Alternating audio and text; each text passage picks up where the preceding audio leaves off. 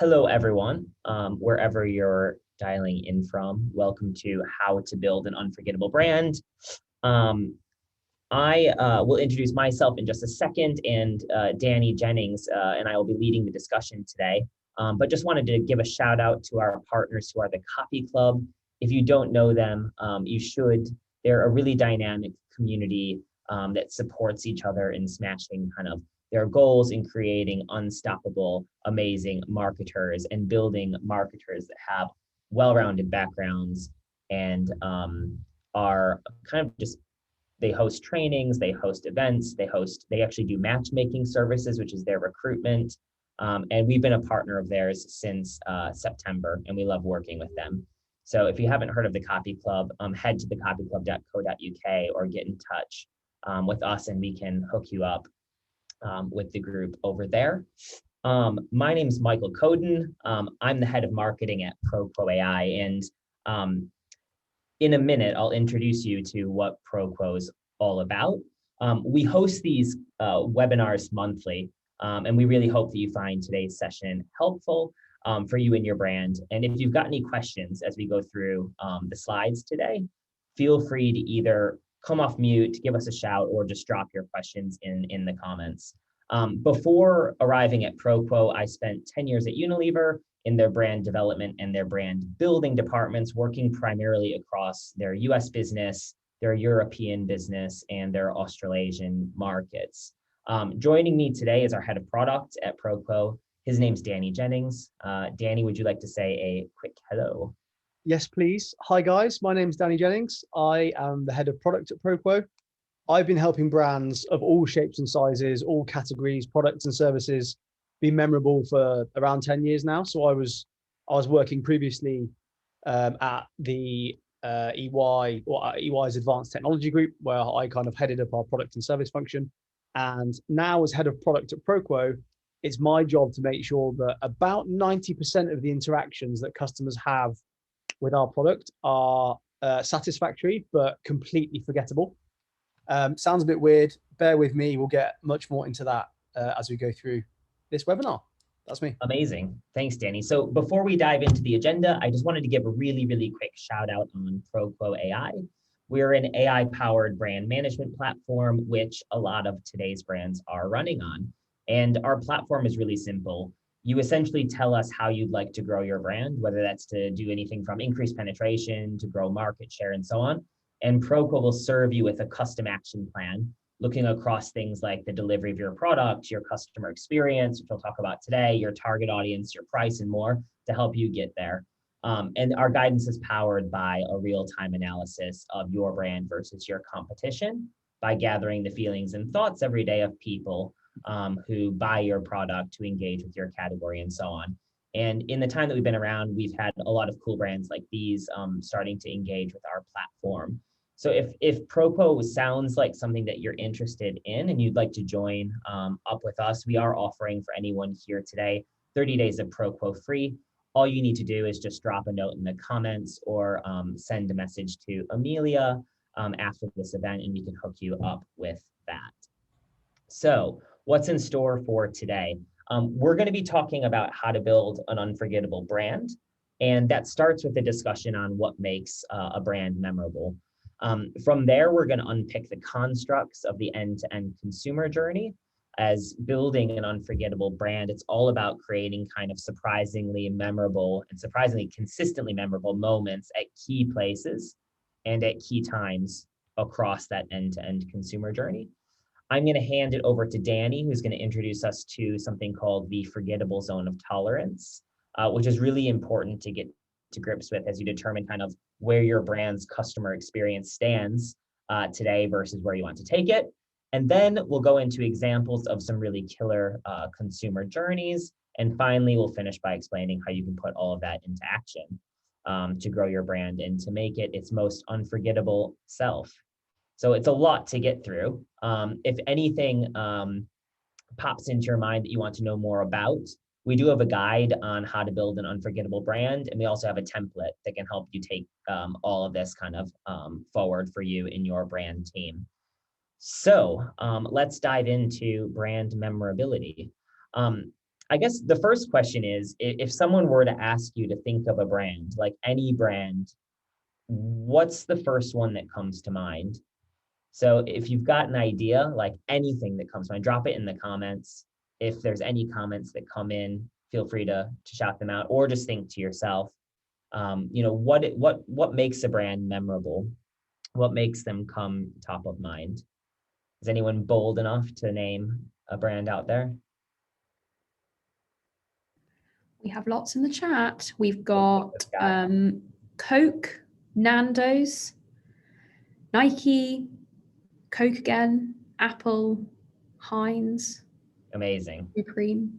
So I guess today we're going to discover why actually you had those answers. What's so important to remember with brand memorability, and like why this is so important, is that it's linked to commercial metrics. Memorability is very much closely linked to household penetration. And so as your brand becomes more memorable, you will see your commercial sales grow. And we'll talk about how that interacts with brand awareness a little bit later on. We picked out a couple of memorable brands ourselves. And a couple of these were mentioned. There's many ways that a brand can be memorable, but there's two kind of important factors that make up memorability. And the first is consistency across all different touch points of your marketing. And the second is longevity and a bit of patience. You need to be doing the same thing for a long time to kind of burn that into consumers' minds. And if you have a particular kind of asset within your brand, what it could be a logo, it could be a symbol, I don't know, it could be your packaging, it could be kind of a consistent partner or celebrity or an influencer, whatever it is. Over time, the more consistent you are with those assets, the longer you use them, the more likely they are to be recalled by people. So Tiffany's and Coke, they've done that with their packaging. You've got Sephora, more well known in the US, but in Amazon, they've done that with their logo, the Amazon A to Z. And then you've got, Dove and Nespresso kind of doing that with the way that they depict talent and the people that they use. What's interesting is that oftentimes people, I feel they can get confused and think that brand memorability is the same as brand awareness, and they're actually quite different things. So brand awareness is an indication of how many people have heard of your brand. And there's two general types of brand awareness. The first is prompted, and the second is unprompted. Prompted awareness is essentially the recall of your brand when it's provided amongst a set of other brands. So if I were to say, list all, have you heard of these car brands? And I list all the car brands and you select the ones that you've heard of. Unprompted brand awareness is unaided. So for example, if I were to say, list all of the soft drinks that you can think of, Coke would be named, but would Fanta? Fanta may be if you were to give it a list, but it may not be automatically recalled. And unprompted brand awareness, like brand memorability, is linked very, very closely to penetration. But the key difference between the two is that awareness can be bought through marketing investment. So oftentimes when you see a brand on TV, it's for that moment, or in outdoor or in digital, it's for that moment while they're live that you actually remember that brand. But if they're not memorable, the minute that they turn that investment off, their kind of awareness starts to dip and they're not recalled as quickly. So memorability is an enabler to an enhancement to brand awareness, and it's an extension of your marketing investment and makes your marketing dollars go further. And that's why we love to talk about this subject, because it's so important for challenger brands to build their memorability from their core, because with less budgets, you can do more if you have a memorable brand. So the key thing to remember here in this first section before we go on to the consumer journey is that brand memorability supercharges brand awareness. Memorability is the grip that your brand has, and that's driven by its kind of longevity and consistency and its distinctiveness. And for emerging challenger brands, establishing a brand people can remember, it does not require flashy budgets. It's built in the foundation of your brand, and it makes you allow your marketing dollars to go further faster. So that's the key thing about brand memorability and its difference versus brand awareness. So let's unpick brand memorability and talk about the end-to-end consumer journey and memorability's role within that.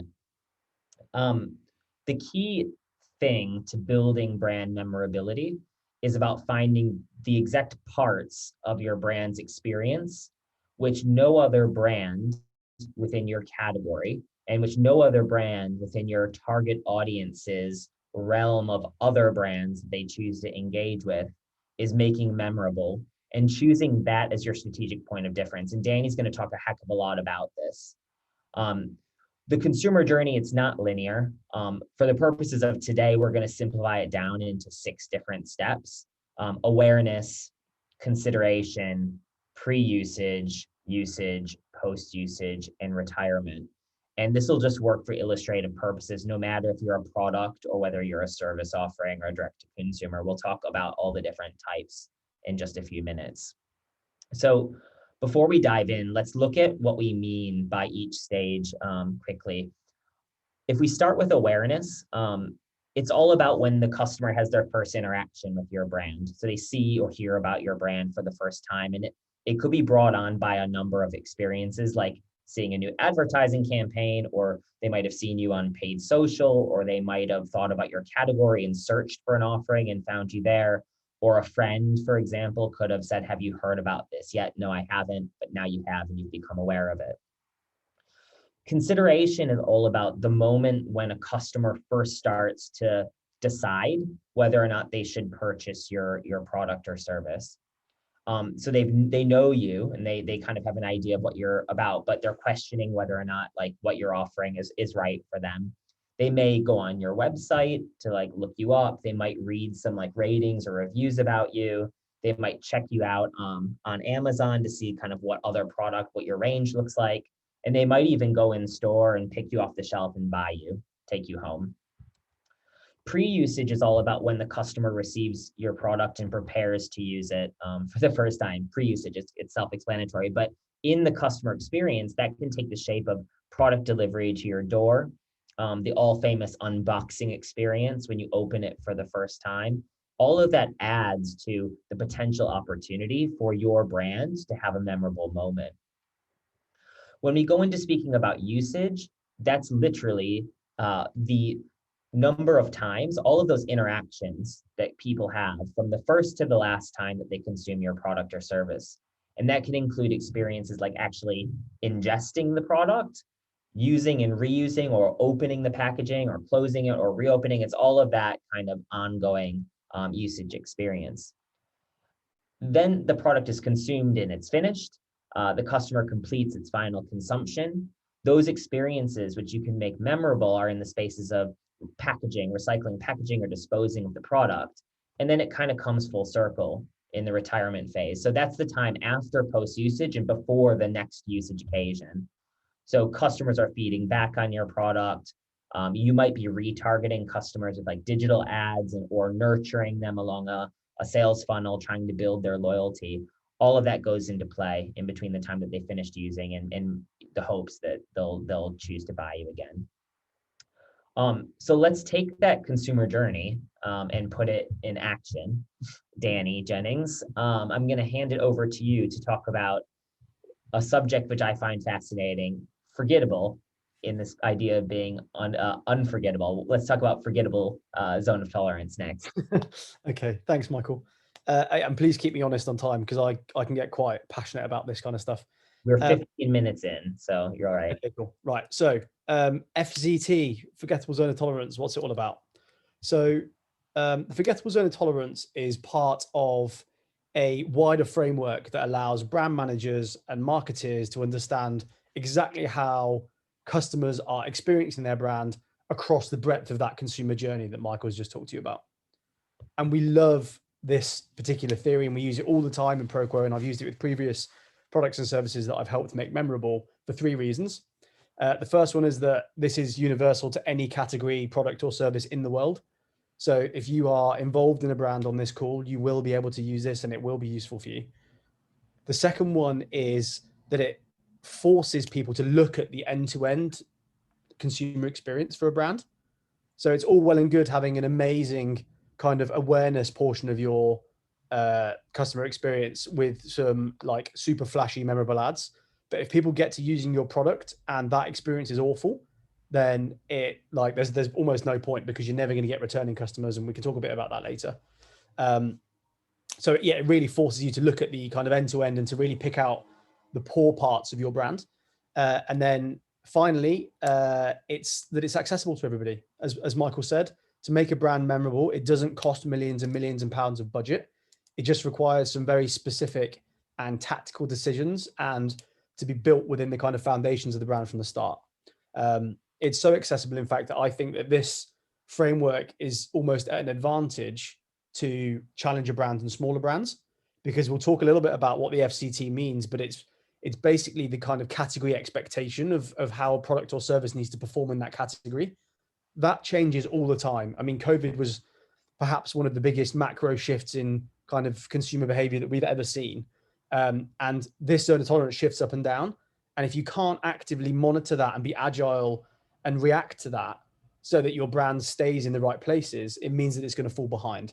And challenger brands are better at pivoting and better at understanding these things, and the bigger brands are traditionally slower to turn but have more money.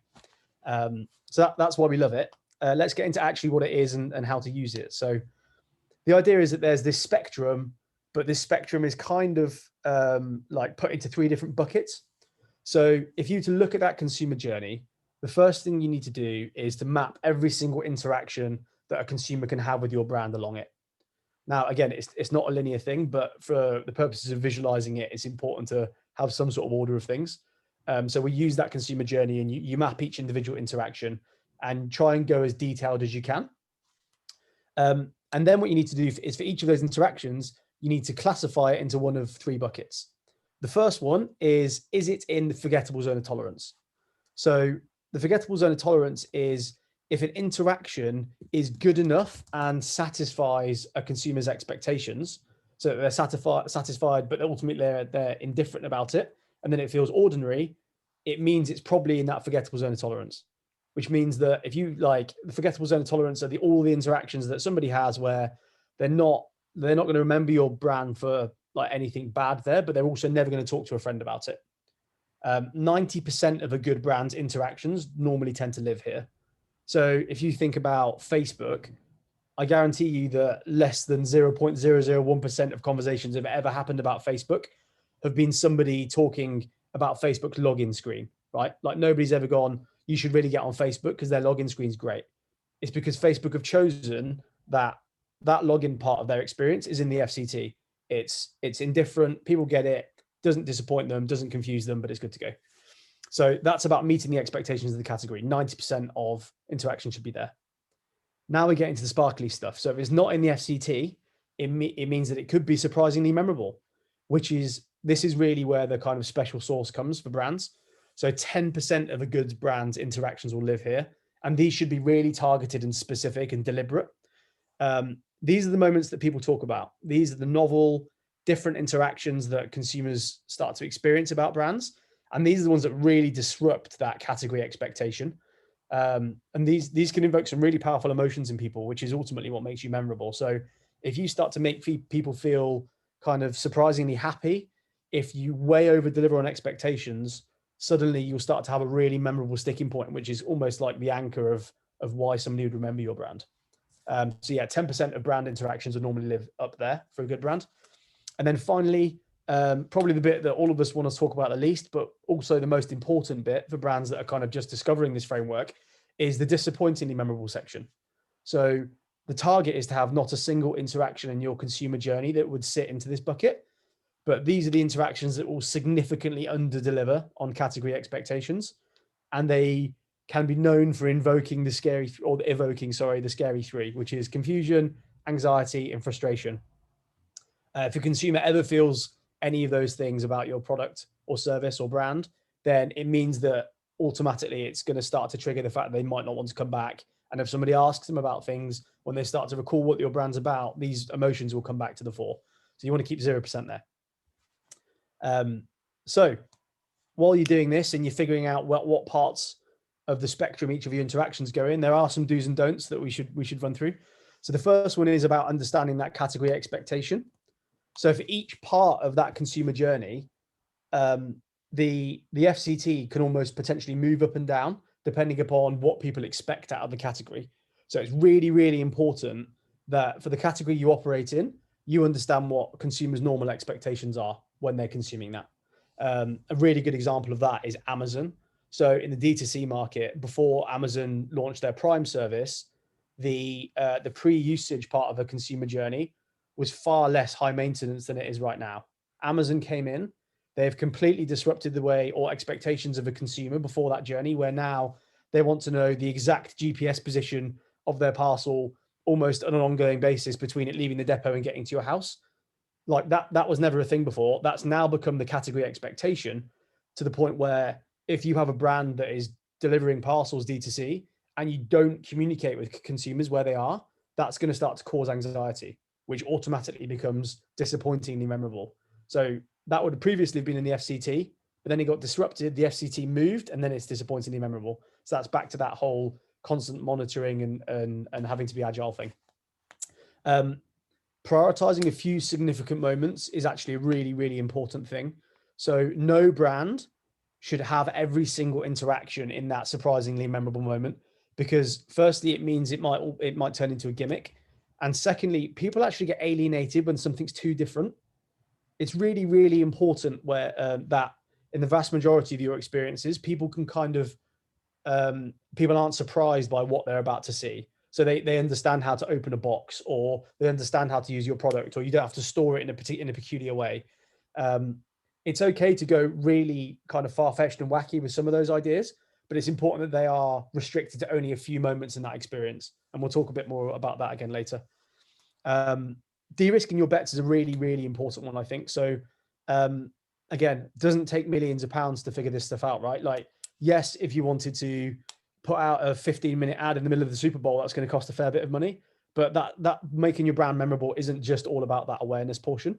So what does it say on your packaging? What are the comms you're writing? What's your tone of voice? What does the kind of retirement phase look like? What does disposing of the packaging look like? That type of stuff. It's about spinning up ideas for those things and quickly value testing them with small amounts of customers so that you know it's right. Because the one thing that I definitely know from being a product manager is the only thing you kind of do know is that you probably won't get it right with your first guess, and you need to learn a bit. And then finally, back to Michael's original point, is that you need to build these memorable moments from the kind of foundations of your brand. So it's really important that you have a clear vision of exactly how you want to be different from your competitors. And you need to interlace that through all of the kind of decision-making we're going to talk about here. So that's the do's. Some don'ts are you cannot ignore those disappointingly memorable moments of your current brand experience. One of the most common things that I've seen over the years is that brands either won't be honest enough with themselves to be like, oh, actually, that probably is in there. They normally would like shift it up above that line and be like, oh yeah, it's all okay. That might be fine for when you present what your brand looks like to others, but for the ultimate performance and growth of your brand, it'll be hugely stifling if you don't look at those weak areas.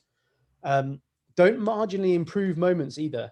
So there's actually no point making something, like putting a lot of effort, money, and time into something to only push it within the same bucket, if that makes sense. So if something's disappointing and you're going to improve it, make sure you put enough effort in to make it move into the FCT. Or if something's in the FCT, the most common one is if something's in the FCT, make sure that you put enough effort in so that it becomes surprisingly memorable and it doesn't just stay in that FCT, because if it's still forgettable, then there's no point investing in it almost. That's kind of a counterintuitive kind of point to this framework. Don't go after every moment of the experience. That's back to that prioritize a few significant moments. Don't make your brand a gimmick. Don't alienate people with constantly novel interactions. And then finally, don't assume you know what customers think is going to be delightful. Back to that testing thing.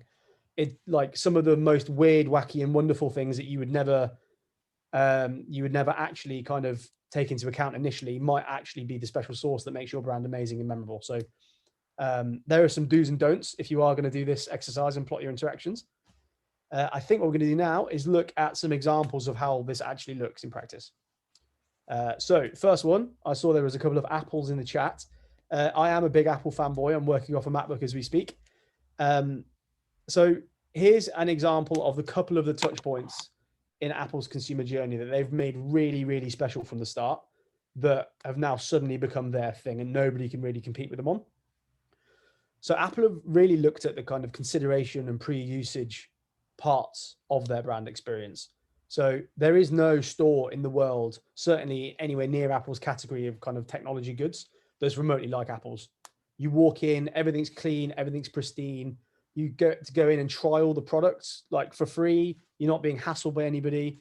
If you do want to be hassled by somebody or ask somebody questions, they have a bunch of like pre-trained geniuses there to come and help you with your experience. They have tutorials running. It's a completely open shop, and Apple do that better than anybody else.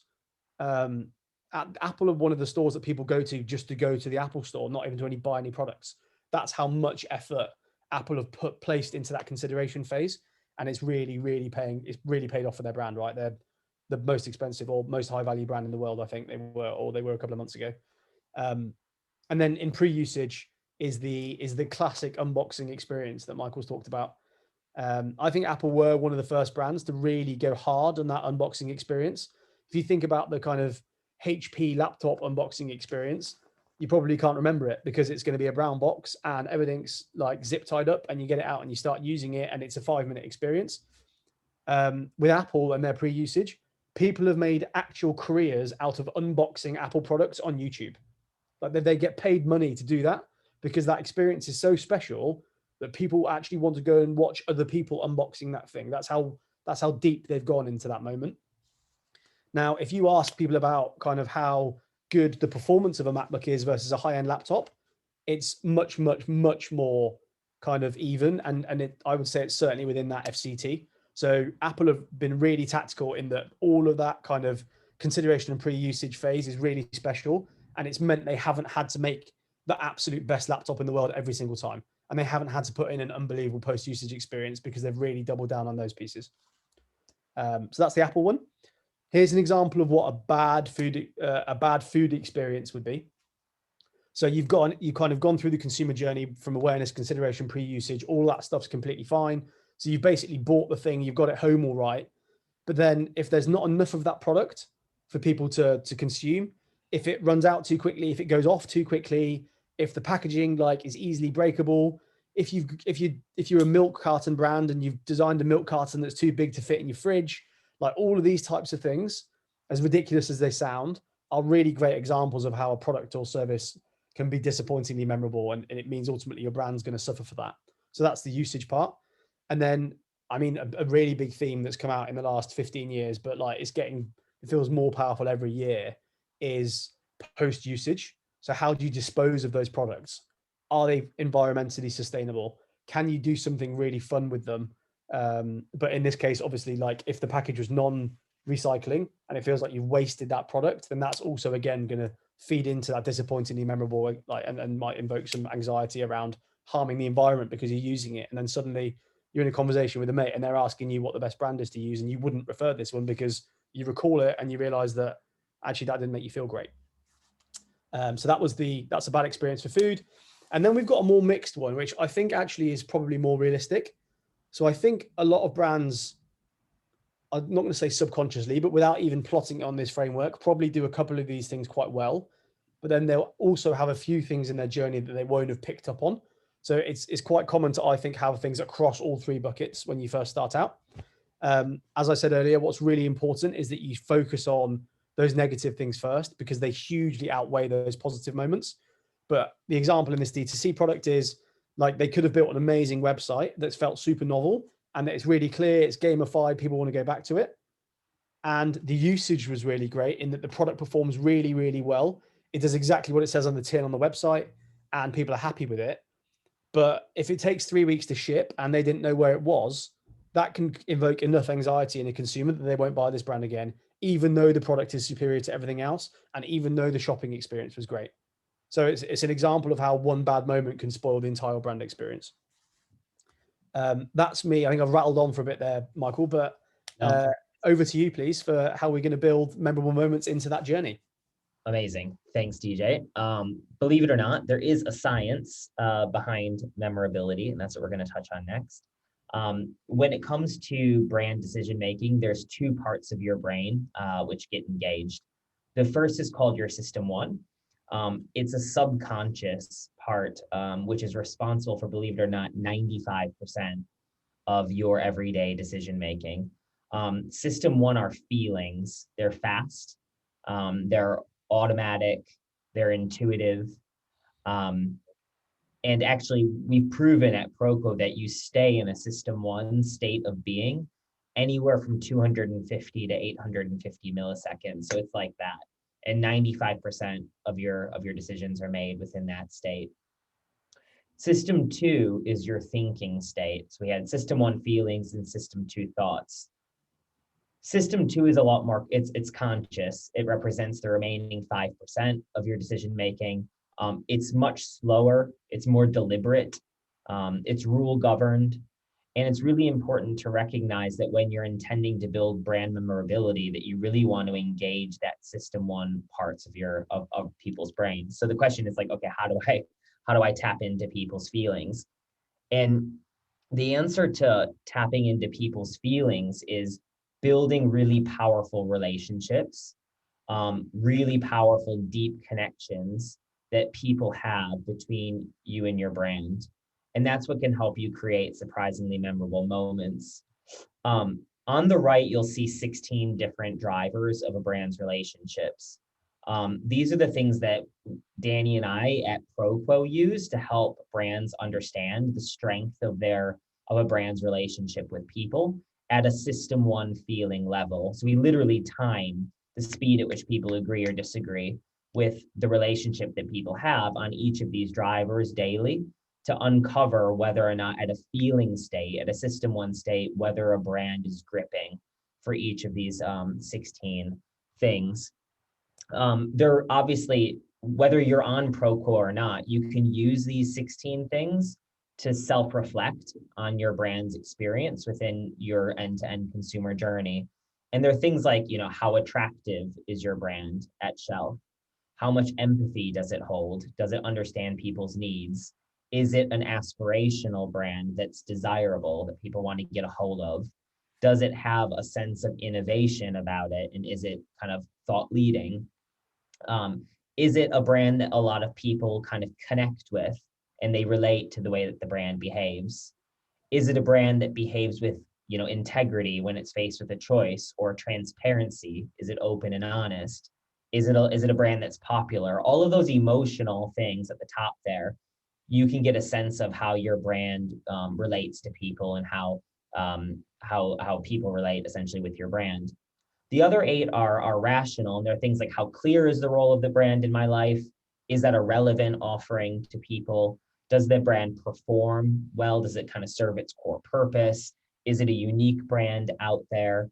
How consistent is the brand, especially with product delivery and D2C consistency and reliability? Is it worth paying money for? Is it something that's familiar to me, and is it accessible? Can I use it easily? Danny's going to kind of walk through 2 more consumer journeys, kind of showcasing how you can take one or more of those 16 drivers to create a surprisingly memorable moment and major beyond the forgettable zone of tolerance. Thanks, Michael. So previously we talked about what the FCT was, why we're going to use it. What we're actually going to talk about now is how you actually major on those moments. So we've said you only need to pick a few. Okay, well, I've figured out that I want to go big into the usage part of my experience. What angle do I want to take? How do I want to do that? And the way that we do that is through the drivers. So you can major on a part of your consumer journey, and then you can major on a driver. So I think a really good example of this is Harry's. So Harry's razors are in a category that is dominated by Gillette. And Gillette are really, really heavy into performance. All of their adverts have kind of high performing sports people in them. It's all about high performance quadra razor blades that never run out and make your face as sharp as it possibly can be, and all that kind of stuff. Harry's have looked at the category expectation and taken a completely different angle and differentiated by doing that. So Harry's have picked 2 key drivers to look at across the small moments that they want to make delightfully, like surprisingly memorable. The first one is their awareness and their advertising is really, really heavy on attraction. So Harry's have gone deliberately with bright colors, and they make their products centerpieces to their advertising. So for those of you who live in the London area, I pass 2 or 3 gigantic orange Harry's razors between my house and my workplace. So they're going really, really big on the attraction element of their brand. It feels very, very different to the kind of sleek metallic look of their competitors. Okay, so then you get to the Harry's website, you look at consideration to understand, and you're figuring out whether you want to buy the brand or not. They've gone really big here too. So if you go, they're both D2C and they're both in store. So the D2C portion of their experience is surprisingly memorable because firstly, the website is really clean and easy to use, but they've got a mystery gift at checkout, which means when you're trying to surface something, you will pay £3 and they will guarantee that they're going to provide you a product that is a complete mystery that is worth at least double that I think it was at the time that I did this. So the idea is it feels like you're getting way more than you're paying for, which is all about kind of a sustainable relationship is when you get more out of it than what you put in. But also it's very different and it starts to make you feel like you're waiting for that delivery to come. It's the anticipation. So they do really, really well at that consideration phase. They've got a great website. And then finally, their pre-usage experience, again, is very different from those category expectations. So for anybody that's bought kind of razors or grooming products, particularly the razors can come in that like really awful plastic packaging that you almost have to cut into. Harry's have gone completely different. They've gone from a very accessible, chic looking box that when you open up smells great. It's got a nice little kind of note in there about how to use the stuff. Everything looks beautiful. It's very easy to recycle. It's very easy to store. So with Gillette or any of their other competitors, you have to cut the thing open and then you've just got the razor and you stick it on your shelf and it gets a bit grubby. Harry's have got a nice box for that kind of stuff. So they've gone really, really hard at the start of that experience. Nothing has cost them millions and millions of pounds to do there. They've just decided to make those decisions really early on in the foundation of their brand and go, right, we're going to be different by feeling really attractive. And we're going to look at these parts of this consumer journey and we're going to make them feel great and we're going to surprise consumers with them. So that's the Harry's example. Over to kind of food and bev, we have Fevertree that again are operating in a category that is absolutely dominated by Schweppes. So Schweppes have almost defined what people would expect out of that category actually, which is a quite interesting thing that we get into a lot with customers of ProQuo. We can talk about kind of what people expect about the category and how that almost gets defined by the leader.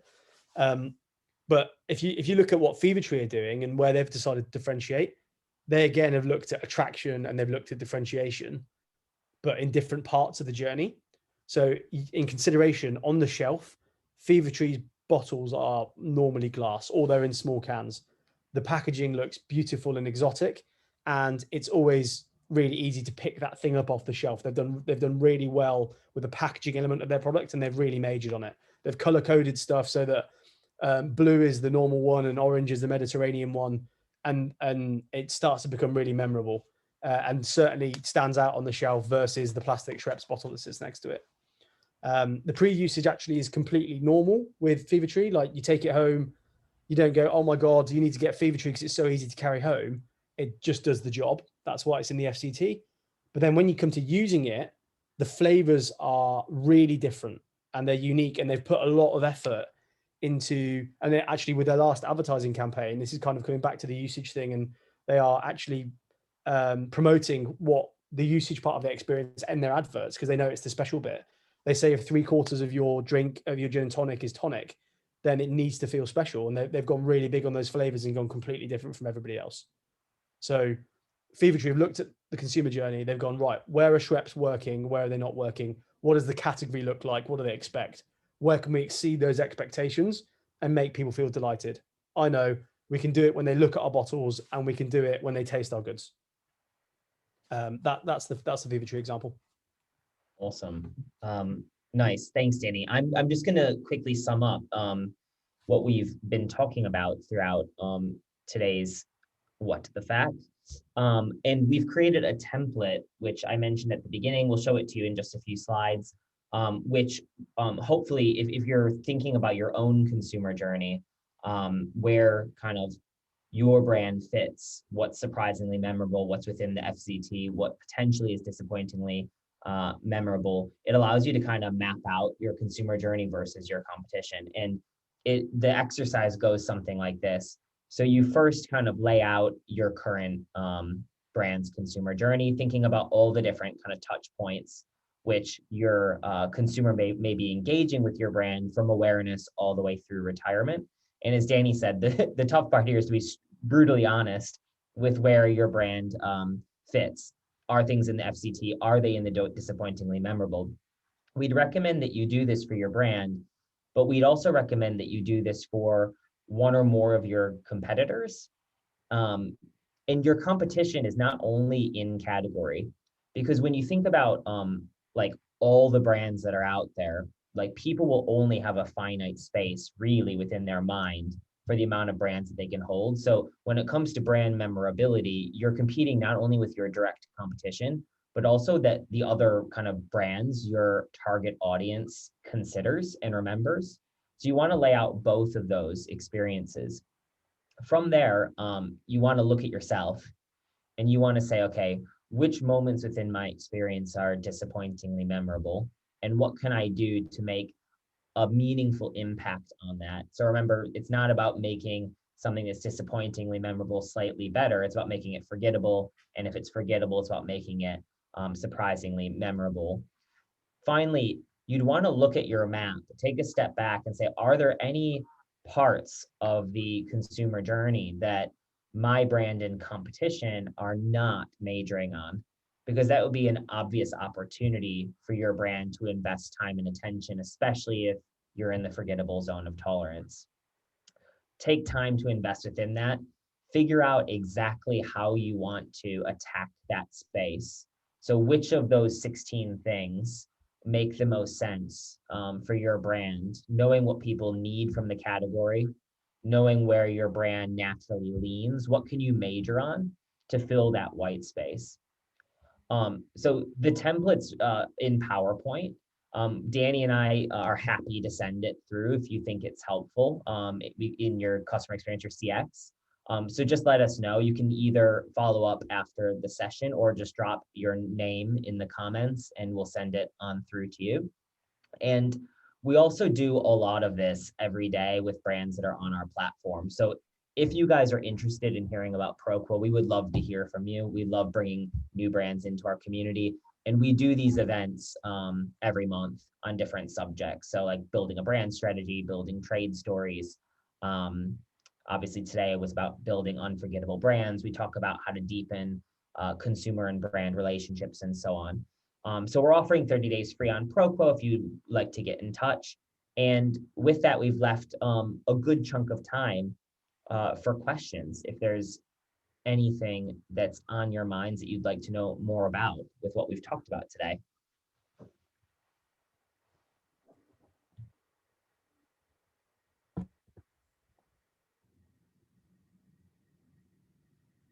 Don't be shy.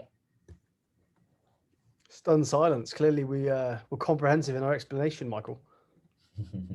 Someone out there has something. Always. I see. No, I can't see the chat. Oh, we do have one question. Have you done similar things with B2B? Yes. Sorry, Michael, I'll just dive straight into that. Would you like to answer it or would you like me to? No, I think go for it, Danny. I mean, within the FC, within the customer experience, that'd be interesting. Go for it. Yeah, for sure. So have done similar things with B2B. The length of or the proportion of the interactions slightly change with B2B to B2C. So instead of and also depends kind of what B2B you're talking about, right? Like you can have a B2B SaaS product that behaves quite closely to a B2C product and it has a website you can go and sign up and use, or you can go like right to the other end of the spectrum is you only get work by kind of via RFP or you have to bid for it or whatever. So it means that the individual interactions are different. but the principle should remain the same. So think about how you're delivering those interactions across the B2B journey, figure out what that looks like and where your competitors do things, and then figure out where you want to go really special in some of those moments. The nature of the interactions that get mapped out are different, but the principles should remain the same. I think would be my answer. Danny, what would you say is like this might be a tough question actually, sorry to put you on the spot, but like it'll probably vary as well, but what's the right amount of like time to invest in like laying out what your kind of current CX looks like? Like, is it an activity that should take weeks, months, days, hours? Like, how would you time box it? Yeah, I think it is a really good question, and what we haven't touched on in the presentation, but we should probably talk about now, is actually it's not just on the brand manager to think about this. So if you're a digital product, you need to bring in your kind of product team to look at that stuff. You need to look at your sales team to see if it's B2B. You need to look at your sales team. It's a really like cross collaborative effort, and it shouldn't normally take more than a couple of weeks to map this stuff out properly. Now, being really honest with yourself and figuring out where bits are disappointingly memorable is another thing. But yeah, it should take a couple of weeks to do the initial exercise, and then like the experiments and the ideation around how you move something disappointingly memorable to FCT, or how you go from FCT to surprisingly memorable. Again, you should really be aiming for these to take a kind of couple of weeks for like one type of experiment. All in all, like the entire journey that I think a brand would go on, it's a continuous one, but the initial transformation, let's say, of like initially mapping your stuff and then getting all of your bad bits to be all right, and then specializing on a few all right bits, will be in, I think it's in the version of probably about a few months, I'd say, like ballpark. But again, depends upon the capabilities of the team, depends upon how complex your interactions are and the category you're in. But it shouldn't take any longer than a couple of weeks to probably fill that template out with all of your team members, I don't think.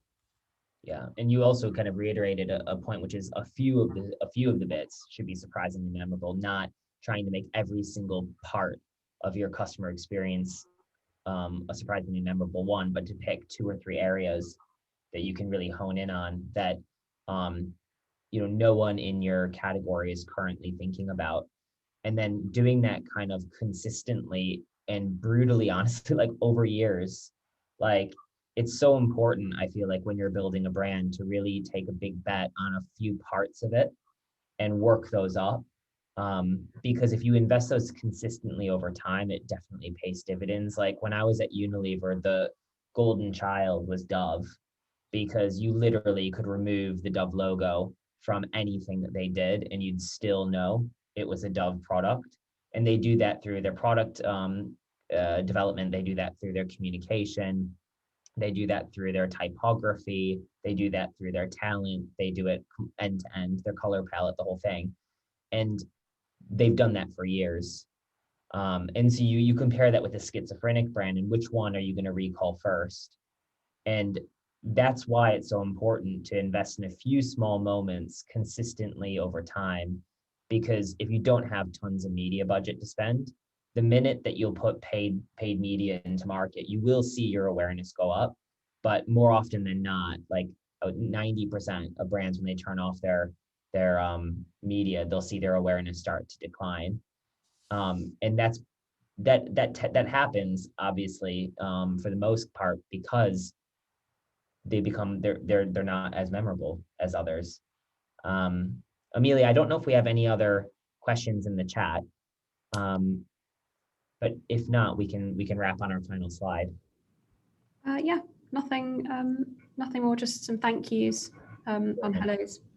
Amazing. Well, again, if you guys want the template or you want the deck from today, we'd be happy to send it. Again, my name is Michael. That was Danny. You've got our email addresses there. If you have any questions as you're working through it yourself, we're more than happy to help. Don't hesitate to get in touch. And as I said at the start, we do these once a month. So we have another event next month in July, which we're going to be talking about how to kind of build a brand that has a really killer proposition, a value proposition behind it, and all the ingredients that go into bringing that to life on a page. So if you're keen on that, we'll be in touch and hope to see you at another event soon. Thank you guys very much.